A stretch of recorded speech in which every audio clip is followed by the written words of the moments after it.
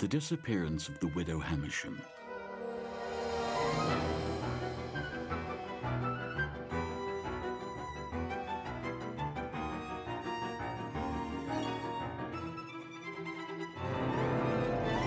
Written by Petr Macek, music by Daniel Barták, read by Jamie Marshall.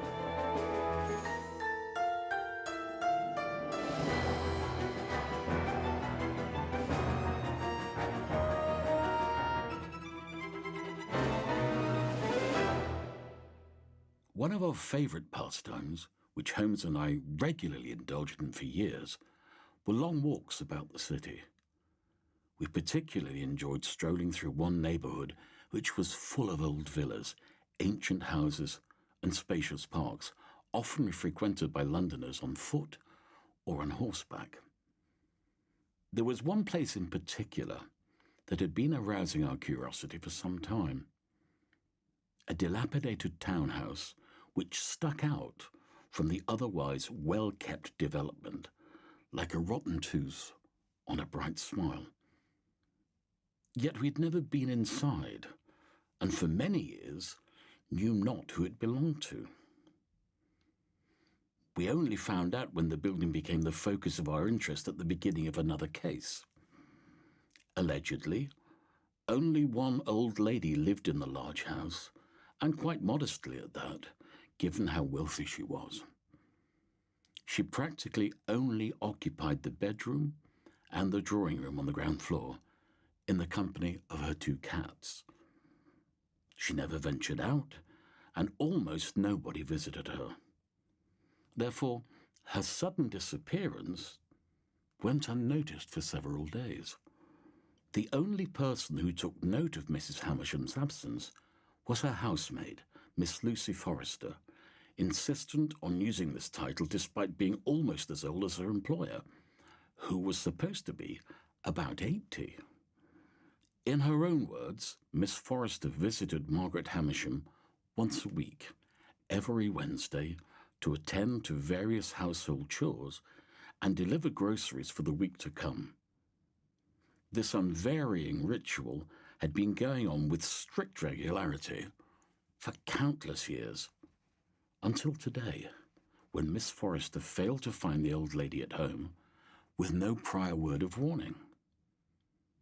It was this fact which she couldn't explain otherwise than by imagining the darkest scenarios which so disturbed Miss Forrester that she determined to visit my friend.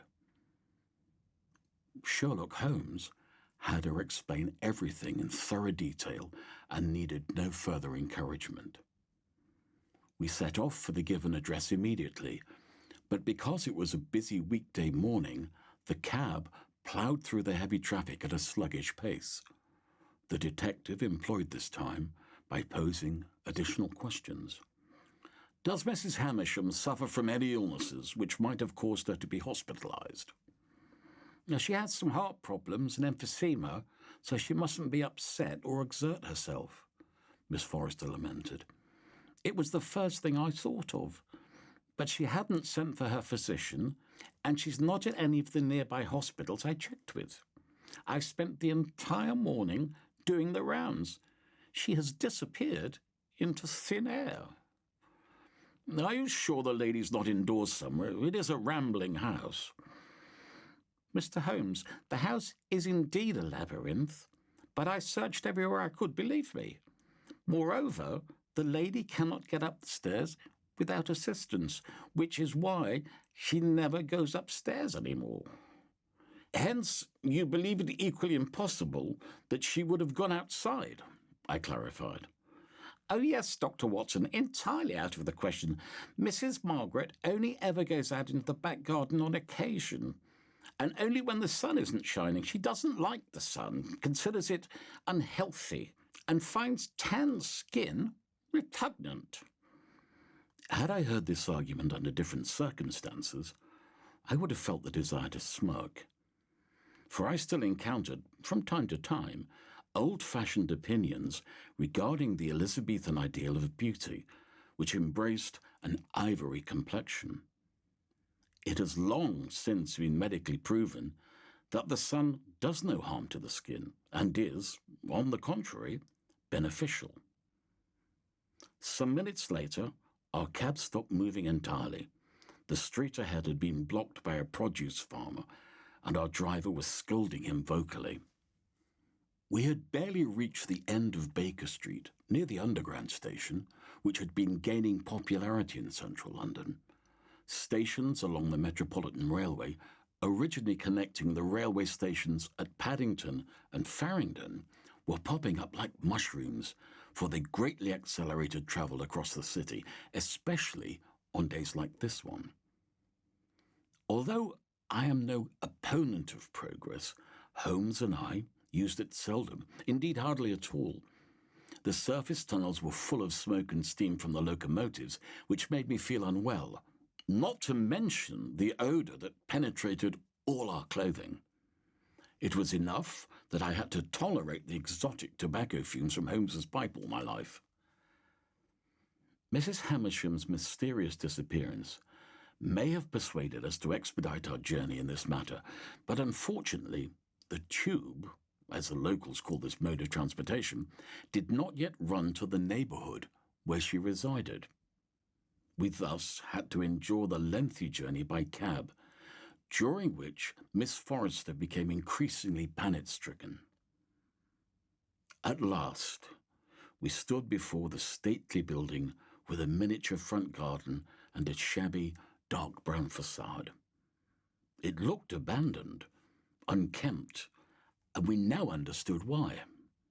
The old lady lacked the energy and strength, and quite possibly even the interest, in what her home looked like from the outside. A gate in a low wall covered with moss and lichen led to the black, lacquered main door. Miss Forrester unlocked it and stepped inside first, whereupon she gave a startled yelp and jumped back, almost knocking me and Holmes over. I caught her in my arms, and my friend swiftly stepped round her to see what had frightened her. A white cat was feasting on a disemboweled mouse on a rug in the entrance hall. It now measured a cool stare in our direction, then hissed, snatched up its prey and ran off, leaving behind only a few hairs and several drops of blood on the oriental doormat. "It's just a cat performing its primary duty as a pest hunter," Holmes observed. "If you please, sir, that isn't normal," Miss Forrester objected, shuddering. "Mrs. Hamisham's cats, Mindy and Wendy, are, how shall I put this, the only creature she likes. She spoils them rotten. She buys them liver from the butcher's shop, which I mince up, to keep their coats shiny. With all due respect, those Persians are better fed than my husband and children. If they've started hunting mice, they must be hungry because nobody has fed them for several days." The detective gazed thoughtfully into the dark corner where the animal had disappeared. "Let us begin our search. Only once I am satisfied that the house is indeed empty, shall we consider our next course of action," Holmes decided, and asked the housemaid to show him around. One could go in several directions from the hall. To the right of the main door was the entrance to the dining room and kitchen, while the drawing room was on the left, leading back to another room which was presently converted into the landlady's bedroom. Directly across from the entrance rose a broad staircase, ending in a landing with a ficus plant and a large mirror in a massive frame. Here, the staircase split into two arms leading to the upper floor. Beneath the stairs, set in the wood panelling, was an almost invisible door leading to the cellar. At the end of the hall was a doorway opening onto a grass-covered yard. Holmes's examination of the ground floor was fairly swift, but nonetheless typically thorough.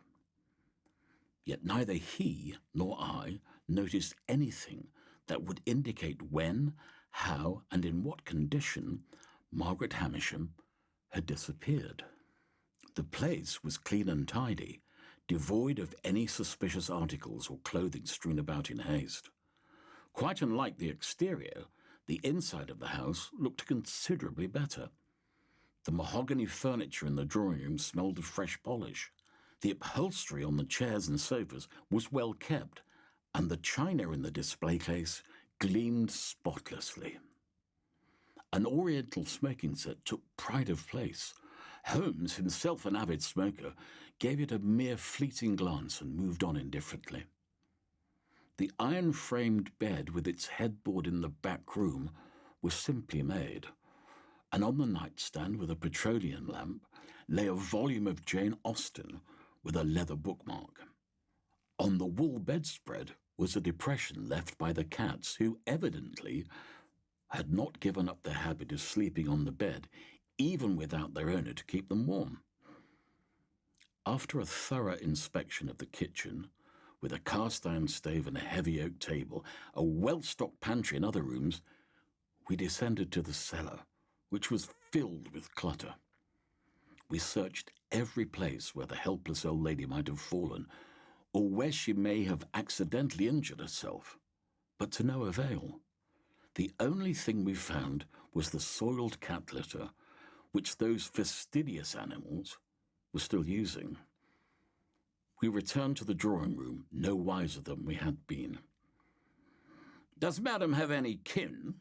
Holmes asked, searching in vain for family photographs. There was but one faded image of a handsome man with a trimmed beard holding a cigar and posing in a light tropical suit, poised on the shelf. "Not that I know of," Miss Forrester shook her head helplessly. "She had no children, and her husband passed more than 40 years ago. When she had a mind, which was not especially often, she recounted how they had travelled the world together. As far as I know, he worked in the civil service, the foreign ministry maybe. I always thought she must have been very happy with him. She only became embittered in the course of a long, lonely life. So there are no siblings, nephews, nieces?" "No. I'm sure she has nobody." "You said she has no visitors either. Why did she, or rather does she, live in such solitude?" I wondered, ashamed of my mistake in having spoken of the lady as already dead. "I don't believe she ever felt lonely," the housekeeper sighed. "But it must be said that Madam is a very particular person. She loves the old ways, is reserved, does not make friends or seek out company. The world outside her door only bothers her. She dislikes change and considers the modern age perverse and degenerate. She is quite satisfied in closing her shell behind the walls of this house." "How wealthy is she?" The detective pursued his questioning. "Oh, she never confided her financial affairs to me. But if you look around, this house alone, and everything in it, suggests a considerable fortune." "Does she wear any jewellery?" "Who for?" exclaimed the lady. "No, the Madam lives quite plainly. She does not indulge in ostentation. Why, she even refused when my husband and I once offered to buy her a gramophone." "Do you know if she made a will?" "All of Mrs. Hamisham's documents are in the custody of Mr. Reynolds. His office is at Charing Cross Road. If there is a will, it must be with him." Looking around, the detective stopped at the window and looked out through the curtains. "Is there anything missing? When you were searching the house for the lady, did you notice anything suspicious?" he asked, pressing for more clues. We had precious few so far. "I haven't noticed anything missing." "How does she pay your wage?" "Once a month in cash." "Do you know where she hides the money?" Miss Forrester nodded. "Every few months, Madam sends me to the bank with checked cash. She then uses the money to pay for running the household. She keeps it in a small black purse, which she always keeps close at hand. It also contains her medicine, which I prepare for her in the coming week, and some other little items." Yet we had not found any such purse. So something is missing after all. Summing it up, the facts are as follows, Holmes mused. Mrs. Hamisham disappeared sometime after your visit last Wednesday, some 3 to 5 days ago, considering the hungry cats. Had she undertaken to do so on her own, it would be contrary to all her habits and essentially beyond her abilities, as you claim. Whatever it was that induced her to leave her house, it was unexpected, and she must have had assistance from someone who did not forget about her indispensable purse. Hence, he or she must have been aware of her condition, and there are not many such people. It took the housekeeper a moment before she realized why the detective had fixed a meaningful look upon her. "I say," she exclaimed indignantly, "you cannot possibly assume that I never assume anything," my friend shrugged, adding, "I merely deduce from the available information. If a crime has indeed occurred here, and I'm not yet entirely convinced that any did, for there is no victim or motive, the culprit must be somebody close, and in this case, there are very few such people. She may have been randomly assaulted or burgled. A desperate, hungry vagrant, a thief acting on impulse," I objected. "Such incidents do happen." "Then the scene would be quite different, and more than just one purse would be missing," Holmes disagreed. "No, this does not fit a burglary." "Well then, what shall we do?" "I'm afraid we have nothing to go on, so there's very little we can do," said the detective, turning towards Miss Forrester, who was still fuming. "Miss, I have 2 suggestions for you. First off, please feed the cats. Then, contact the nearest constabulary and report the disappearance. The Yard is far better equipped to put out a missing persons alert than I am with my network of little street urchins," he added. She muttered that she had expected rather more from Holmes than to be sent to the police, but she obeyed. Before she left, we agreed to conduct another search of the upper floors of the house and then shut the door behind us. We would keep the housekeeper informed should we or the police discover anything new. "Do we really not know how to proceed?"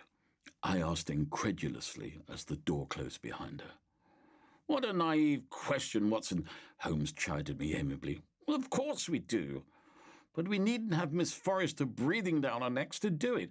I do not actually suspect her, but she has already told us everything she possibly can." He bid me follow him up the stairs, where we peered into the various rooms. The housekeeper was not exaggerating when she termed the house labyrinthine. For someone visiting it for the first time, the layout of the rooms was remarkably confusing.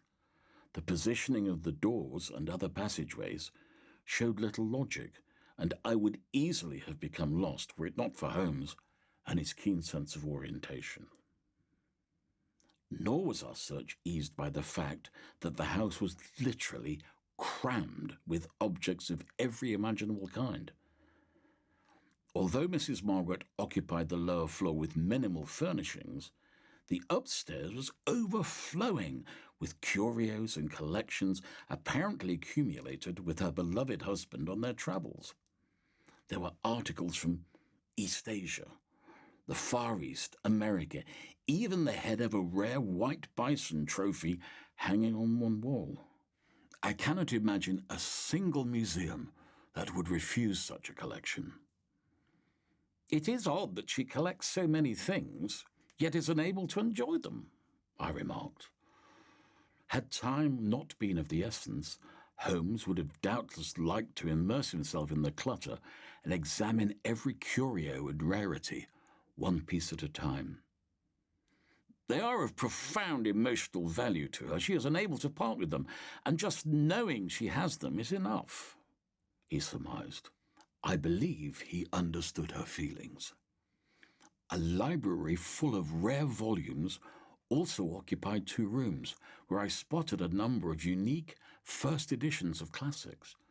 Many of the shelves, cabinets, commodes and other furniture were covered with linen sheets to protect them from dust. The crystal chandeliers and historical armour were likewise draped with greyish covers. It all made me feel as though I were in a haunted house just waiting for something to move. The faint, musty odour only intensified this atmosphere. I wouldn't be surprised if somebody had concealed the old lady's body under one of those sheets, I remarked with a chill running down my spine. A thorough search of this entire place would be a job for days, even for several people. It would be exceedingly melodramatic to wrap her in sheets and hide her here, Holmes frowned, returning to the corridor leading to the staircase, where he crouched to examine something on the floor. Aha, just as I thought, he added after a moment, and fell silent again. You might think that I am a mind reader, Holmes, but I must disabuse you of that error, I said, clearing my throat after he'd been silent for too long. Have you found something? Forgive me, my dear fellow, I got lost in my musings, he apologized, rising again.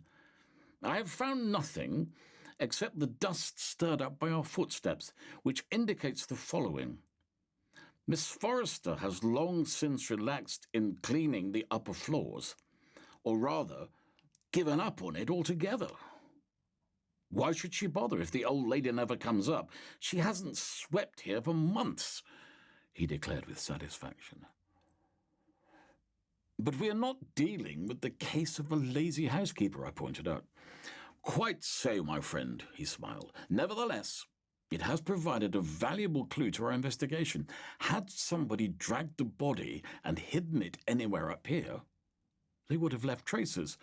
Dust wiped off here and there, a torn cobweb. No, nothing has moved here for ages.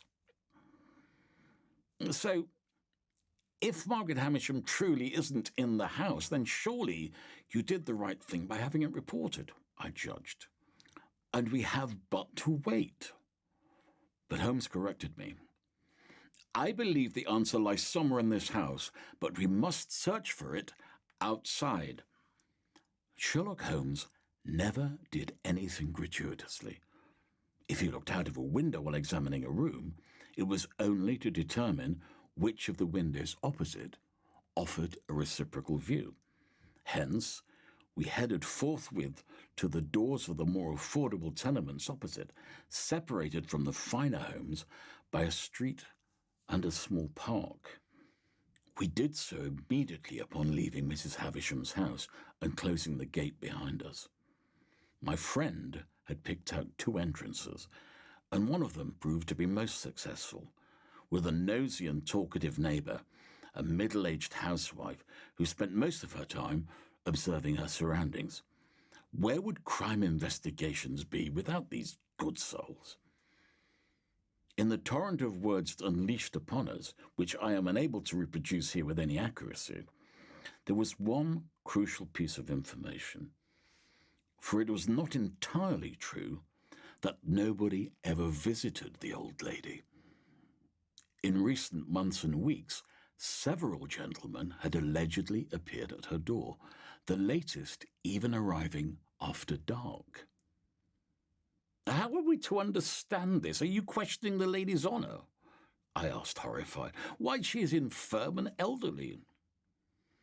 You asked me if I'd seen anybody, so I'm answering, the neighbour retorted. It was somebody different each time, and he always arrived in a carriage.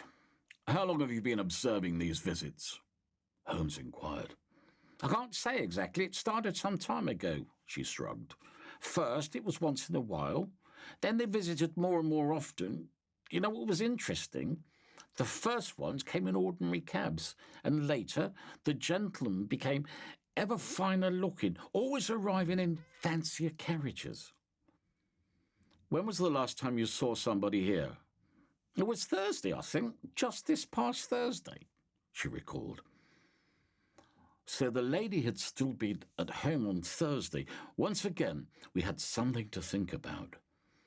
The neighbour had seen nothing else, claiming she didn't have time to snoop at the weekends when her husband was home. In any case, the information meant some progress. Holmes wanted to pay one more visit that day to Mr. Reynolds. The solicitor, who had many prominent clients, was somewhat startled when we stopped by his office at the address mentioned by Miss Forrester.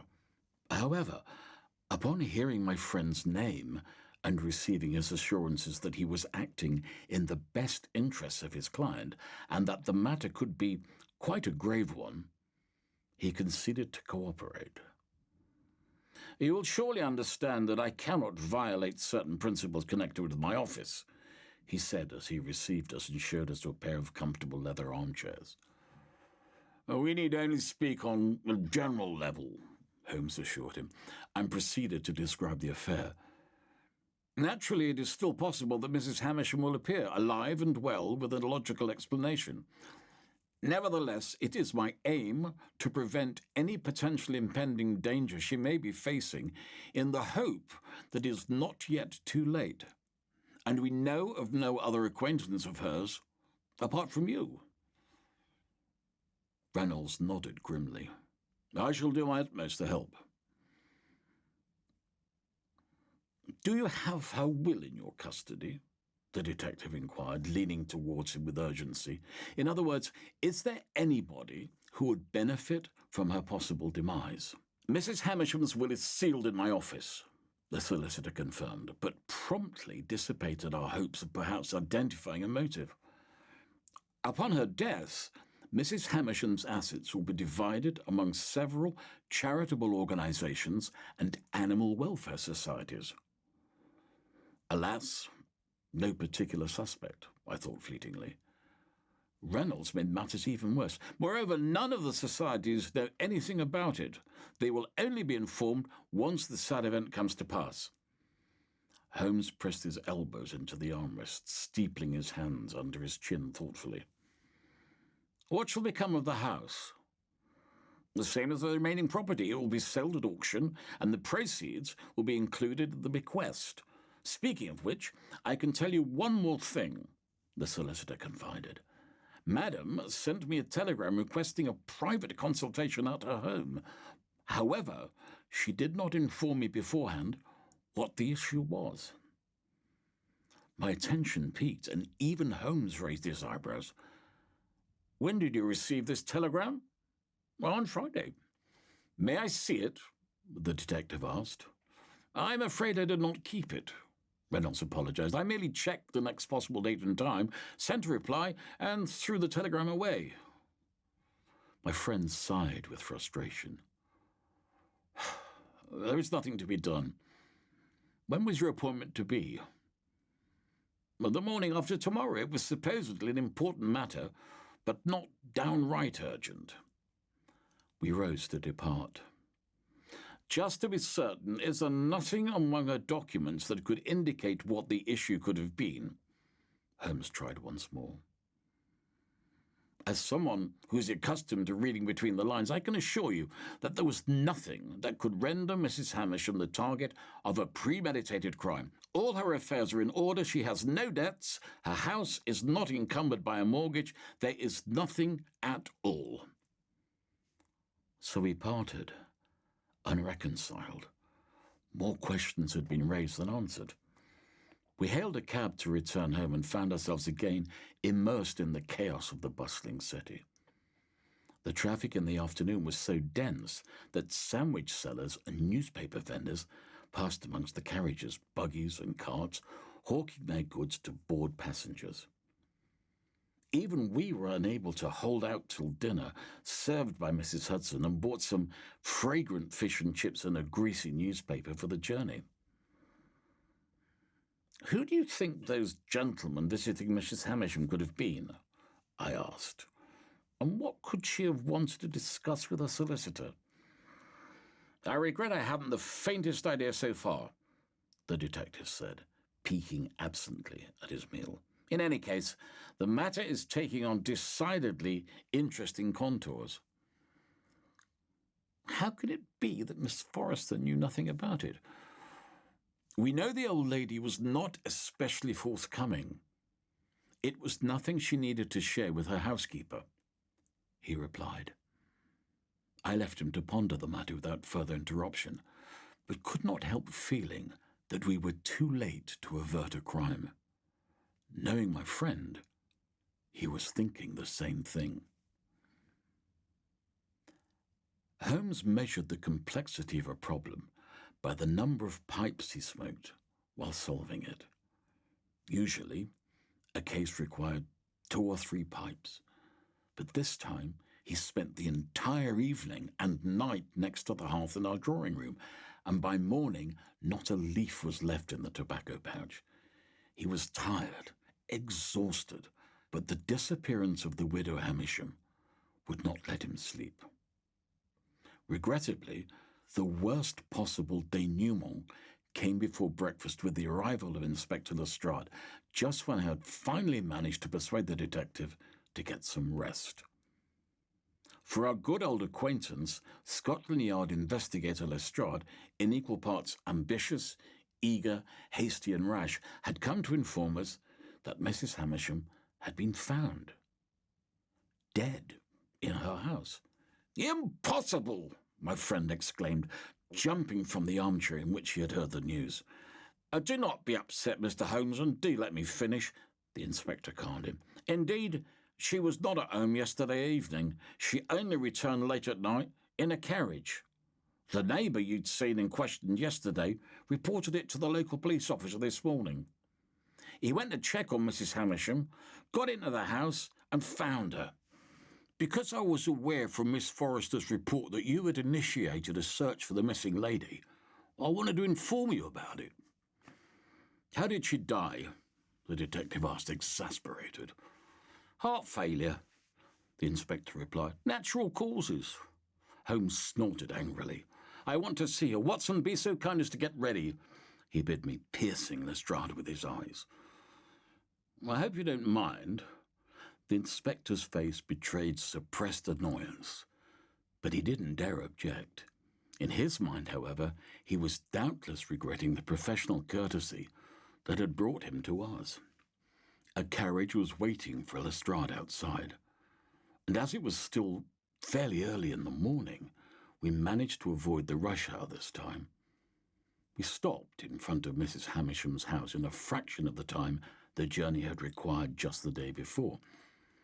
Holmes's fatigue was gone, and his brain was working at full tilt.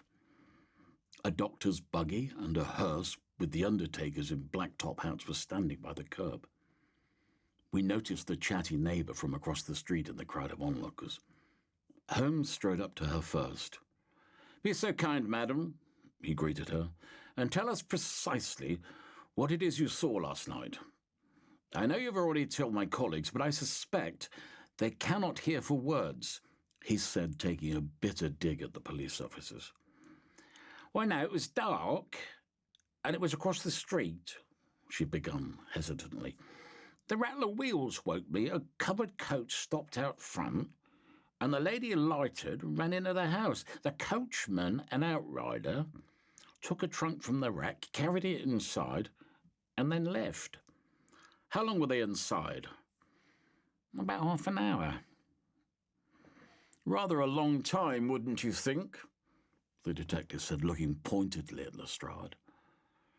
"They were helping an old lady," the inspector reminded him.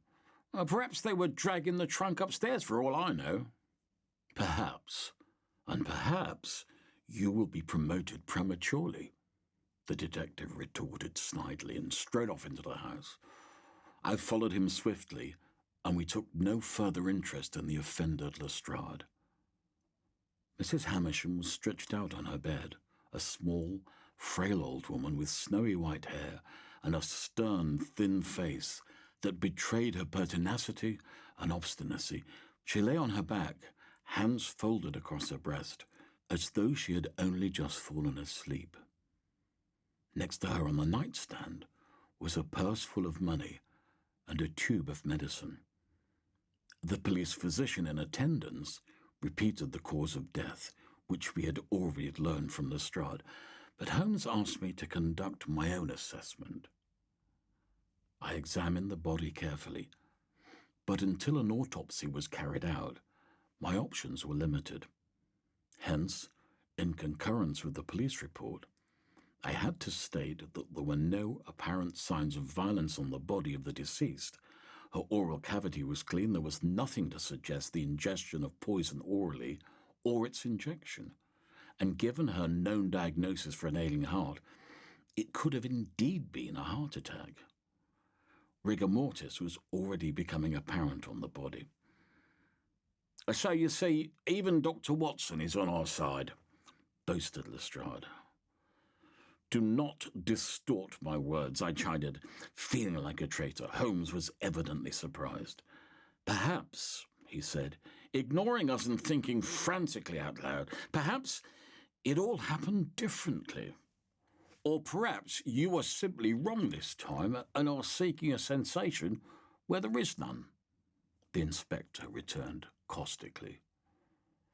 There was a metal tin with butter biscuits marked "Greetings from Torquay" on the table, which had not been there before. The policeman pointed to it as irrefutable evidence. She simply departed for the weekend to get some sun and returned last night. Unfortunately, the journey left her exhausted and the lady succumbed to cardiac arrest. Is that so hard to believe? Just because she hadn't told her housekeeper about the planned trip. It is obvious, judging by her purse, that it was hardly a case of theft. It was also true that she had returned in time for her appointment with Reynolds, which would be consistent with a recreational outing, as I took the liberty of pointing out to Holmes.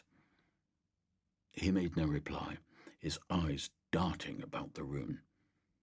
He stopped abruptly near the display cabinet. There was a gaping empty space where the Oriental smoking set had been only yesterday. His eyebrows shot up, and he started searching for the set excitedly. But even after telling the surprised inspector what he was looking for, Lestrade retained his usual skepticism. Something of the sort can hardly be considered a motive for a cardinal crime. He yawned, unconvinced. Nor could I think of any explanation other than that the owner may have put it somewhere herself. Can you not see that everything about it is wrong? Holmes said despairingly. Lestrade's lazy and convenient deductions come as no surprise, but you, Watson? He suddenly became alert, listening attentively. Did you hear that? He asked. What? I can't hear a thing. Lestrade raised his head, eyes twitching from side to side. Holmes led us toward the sound, which only he could hear at this point. He returned to the hallway and opened the door at the backyard. Two large cats, unaccustomed to spending the night outdoors, leapt inside with shrill meows. Someone must have chased them out. Mrs. Hamisham's cats, I explained to the inspector. Well, aren't you an adorable little puss? He said, leaning over one of them, but it returned the favour with a slash of its claws. They are spoiled and dislike strangers, I added, as Lestrade jumped back with a curse. The detective perused the empty courtyard. Someone was here last night, he deduced. There are fresh footprints in the grass and scratches on the rear gate where somebody picked the lock with a skeleton key. Is this still not enough, Inspector? Lestrade was no genius, but he was no fool either. When he saw Holmes's dogged insistence, he tried at the least to understand. Very well, then. What is your version of the events? He asked, folding his arms condescendingly over his chest. My friend, on the other hand, knew that without evidence he could not offer up an incomplete theory, which the police officer would tear to shreds. I shall give you an answer by this evening, if you agree, he proposed to the inspector. If you do not hear from me by then, you may close the case as death without foul play and publicly declare that I was mistaken." Those were high stakes indeed. Our professional adversary's eyes glittered in his pointy face upon hearing this proposition. When the body had been taken away and the inspector and his men had disappeared, Holmes and I remained alone in the house. We stood on the threshold of one of the rooms with Mrs. Hamisham's collection of souvenirs, her cats meandering about our legs. They seemed to sense that were it not for us, they would not be fed and would most likely spend the night outdoors. Their white hairs clung to my trousers. I am starting to perceive the outlines of what happened, but several crucial pieces to the puzzle are still missing, the detective admitted. I suspect what occurred and how, but that is all. The essential fact was that there was no suspect. "You're still better off than me or Lestrade," I replied. My friend gave me an almost pitying glance. "Tonight's events are quite obvious." He began to fill me in on what was already a certainty in his mind. The lady did not return home alive. "How can you be so sure?" "Because of the heart pills that remained in her purse. Miss Forrester counted them out for her mistress beforehand, and had the latter died last night, there would be none left. Yet several remained in the tube. Why had she stopped taking them?" "Because she was dead," admitted I. He grunted in agreement. "She died 1 or 2 days earlier in a place as yet unknown to me, but somebody went to considerable lengths to make it look like she had returned. Apparently her death came as a surprise, and he had to decide what to do. As you know, rigor mortis can be delayed if the body is kept warm. All that was needed was for anybody with a slight figure to throw the lady's overcoat over her shoulders and imitate her gait. The other 2 men bore the trunk in which her body was concealed. Once in the bedroom, they arranged and staged everything, and the individual impersonating the widow left by the back door through the courtyard. The entire party knew somebody could be watching them from the neighbouring houses, hence the theatrics. The cats must have got out during the escape via the back door. They most likely took off as well," I suggested. "Mrs. Hamisham would not have let them go outside." Holmes nodded approvingly. "Thanks to Mr. Reynolds, we also know who may have gained from the lady's death." This part still eluded me. Why the societies that stood to inherit know nothing about it? "But the inheritance is not the issue," the detective said to my surprise. "Not in the true sense of the word. However, we did learn that the entire estate is to be auctioned off, and we also know how fondly the old lady clung to her things. She did not wish to get rid of them or sell them. Yet somebody so greatly coveted one of the items in her collection that they finally decided, when Mrs. Hamisham refused to give up on good terms, to find a different means." "Could it have been the smoking set?" "Well, certainly not. The inspector is not mistaken in that regard. All the same, a theory is developing in my mind as to what role that particular item may have played. But the culprit was after something else, and there is nothing standing in his way now." It all began to dawn on me. Now, the person responsible for her death need only await the auction in order to obtain the item in question without greater difficulty.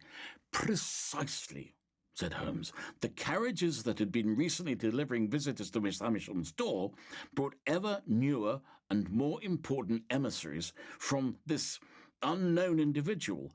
The last, most luxurious of them, would seem to have brought our stranger himself. Yet to no avail. The widow refused to give in. And on Friday she summoned her solicitor," I continued, matching the pace of his thoughts. I would not be surprised if she had desired to open a will and make an amendment. I think she resented the duress being exerted on her and wanted to change her will to prevent something. She preferred to summon Reynolds immediately rather than waiting until Wednesday to send Miss Forrester to fetch him, the detective added. Unfortunately, she underestimated her pursuer's obstinacy. We can only guess what happened next. Perhaps the person paid one more visit at the weekend, but it's more likely that he sent yet another intermediary who appeared to be trustworthy and somehow persuaded Madam to leave with him. Another round of insistence followed, perhaps even extortion. The old lady, unable to withstand it, collapsed. I frowned. Why did they not fetch a doctor or take her to hospital? For fear of discreditation, Holmes drew a possible conclusion. Anybody with an expensive carriage must be wealthy, perhaps even of noble blood. He panicked. He did not want to be responsible for a strange old lady passing away in his house. How could he possibly explain it? But who was it then? That is the question, Holmes groaned, pointing to the plethora of artifacts. Each of these items could represent the Holy Grail for a particular collector, but there are thousands of them before our eyes. Which one cost the lady her life? We were faced with a task that was tantamount to the proverbial search for a needle in a haystack. Without the final piece of the puzzle and proof, it is but a worthless idea, the detective despaired. My friend rarely looked utterly perplexed, but as he wandered among the shelves of collections, it was perhaps the closest I've ever seen him come to such a condition. Moreover, we were pressed for time. I had no doubt that Lestrade would readily make a critical mention of Holmes in the press. The detective paused in front of one of the shelves, half covered with a dust sheet, and thrust his hands into his coat pockets. An expression of surprise came over his face as he felt something in one of them and pulled out the crumpled piece of newspaper from yesterday's fish and chips. He was about to discard it when something in the torn newsprint caught his eye. I noticed the large headline about the current urban boom and the building of infrastructure, nothing of particular interest. In Holmes's mind, however, it seemed to have triggered an association that connected the crucial pieces of the puzzle. "Why, of course!" he exclaimed. "I reproached Lestrade for not hearing for words, yet I myself have failed to see." He turned to me with sparkling eyes. "Watson, ask me nothing. I must ascertain something first. But if I am right, it will be a sure thing," he hooted, already dragging me downstairs by my coat sleeve, taking 2 steps at a time. Outside, he hailed the first available cab to drive us to the headquarters of the London County Council, the main administrative authority of our great city. There, he left me waiting outside, returning a good half hour later, exceedingly pleased with whatever he'd discovered. "I'm ready to close the case," he announced, glancing at his pocket watch. "With a bit of luck, I will serve the solution to our friend the inspector on a silver tray, just in time for afternoon tea, giving us time to visit the opera performance you mentioned last week." All of a sudden, he was yet again the confident and resolute Holmes who knew all the answers. "Who are we going to see now?" The detective gave me the prestigious address of a respectable businessman and philanthropist. I wondered what he could possibly have to do with our case, but whistled obediently to hail another cab. But this time, my friend declined. "No, we shall take the Underground," he decided. I was far from thrilled, but I assumed Holmes did not want to risk another traffic jam. On our way to the nearest metropolitan station, for heaven knows what reason, he recounted how many stops on the newly constructed Tube were connected with haunted sites and all the legends and superstitions that plagued them. Did you know, for instance, that at the station near Farringdon, passengers on the last night train hear the chilling moans of the screaming ghost? He revealed. It was just there that a certain Anne Naylor was killed in 1758. He took an interest in such legends, so it came as no surprise to me that he knew so many. Oralgate Station, for example, which was built at the location of the epicentre of the Great Plague of 1665. Almost 1,000 victims are buried at the site, he remarked, as we reached the platform and waited for our connection. What made you think of these tales just now? Because soon there will be another station in London associated with death. You mean... I faltered, taken aback. Yes, he said, confirming my reasoning, and gave me his arm to help me into the car that had arrived.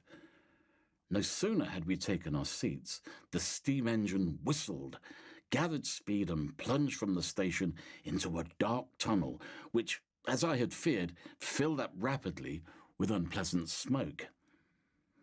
The underground is the future of the city, Holmes continued. It is booming incredibly fast. Countless private companies and investors have put up money for the construction of the Metropolitan Railway, and it is in their interest to keep building new stops. We even have a tunnel under the Thames, and the daily number of passengers is around 10,000. Indeed, they have started building new electric cars, which will soon rid us of the unpleasant fumes. There are vast amounts of money involved. But what does anything in Mrs. Hamisham's collections have to do with how the underground is built? We emerged in yet another station where more passengers boarded. The answer is not concealed in the house. The answer is the house itself, he revealed finally. It did not take long for me to put it all together as follows.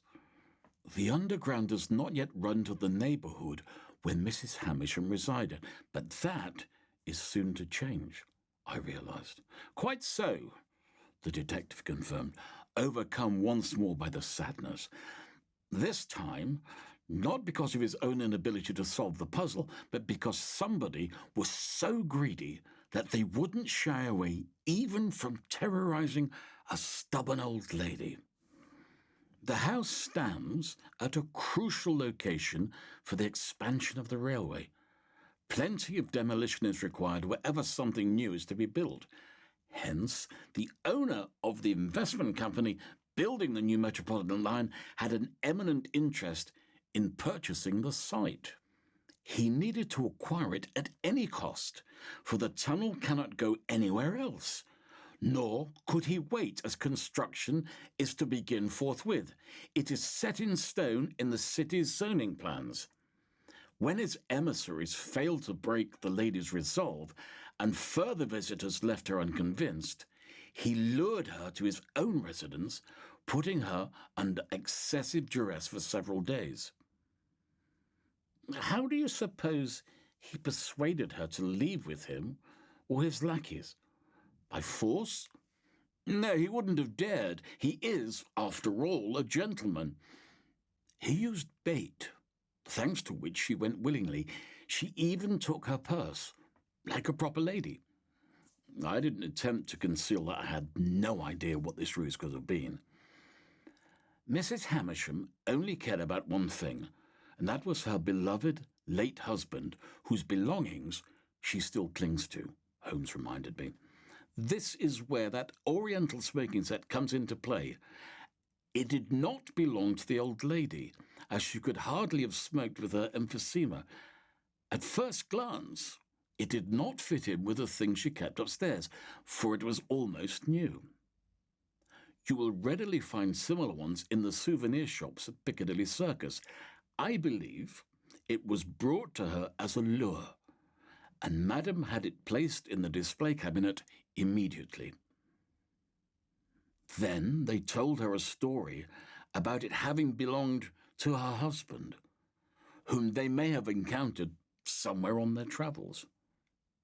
So the old lady made a rare exception and accepted an invitation to tea or dinner, believing she had found a kindred spirit and someone to glorify her husband with. I grasped the meaning. She was too late in discovering the truth, whose residence she was at and why. Holmes concluded. I imagined how Mrs. Hamisham must have felt when she learned how she'd been deceived. The final straw must have been finding out why they were so determined to buy her house. Madam was not just sentimental, but entirely out of touch with modern times. These two factors came together into something her heart literally could not overcome. I'm not surprised it broke, I remarked. By then, we had almost reached our destination. This mode of urban transport was rapid indeed. But do you know what it all means? I asked Holmes as we alighted from the car and set out for the residence of the businessman, or more precisely, the chairman of the Tube Company Limited. Yes, I do. The detective pursed his lips in anger. It was not murder as such, but the manner in which they treated the lady, quite literally bringing about her death, is highly immoral. I will not allow such behaviour to go unpunished. On this occasion, I will take the liberty of exploiting your contacts in the press, whose condemnation will be a far greater blow to this individual than the hand of the law. I could presently go into the details of the later stages of the investigation, but they are decidedly less interesting. In brief, they are as follows. At the unscrupulous gentleman's residence, we also met his wife, who was of the same slight stature as the poor Mrs. Hamisham, and apparently played a role in the old lady's return. They both denied any acquaintance with the madam, or that she had ever been a visitor to their home, but were incriminated in the end by the hairs of a white Persian cat in the guest room. Having no pets of their own, this evidence could only have got there on Mrs. Hamisham's dress. What's more, fresh feline scratches stood out on the forearms of the master of the house. Once several identical tins of biscuits from Torquay, a gift from relatives, were found in the pantry, followed by a receipt for the cheap smoking set in the study. The lady broke down and confessed on behalf of both culprits, much to her husband's dismay. They had supposedly retrieved the smoking set and disposed of it in the Thames to cover up their tracks. Paradoxically, had they left it in its place, Holmes may not have given it such attention. The Tube Company went bankrupt and had no further part in the development of London's Metropolitan Railway, but this did little to slow its expansion. Indeed, a new tube stop was later built on the site of Mrs. Hamisham's house. Sherlock Holmes and I, however, continued to favour cabs.